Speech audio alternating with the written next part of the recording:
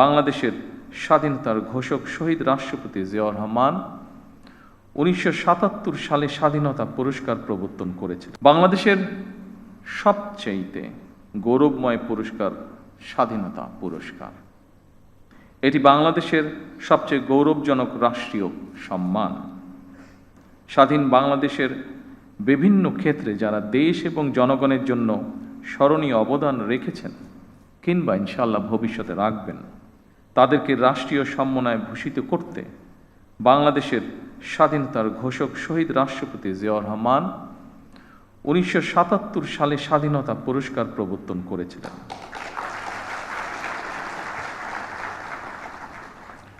আজকের এই অনুষ্ঠানে আমি বাংলাদেশের স্বাধীনতার ঘোষক শহীদ রাষ্ট্রপতি জিয়াউর রহমান সহ স্বাধীনতা এবং মুক্তিযুদ্ধের ইতিহাসের সকল জাতীয় নেতার ভূমিকা এবং অবদানকে শ্রদ্ধা এবং ভালোবাসার সাথে স্মরণ করছি।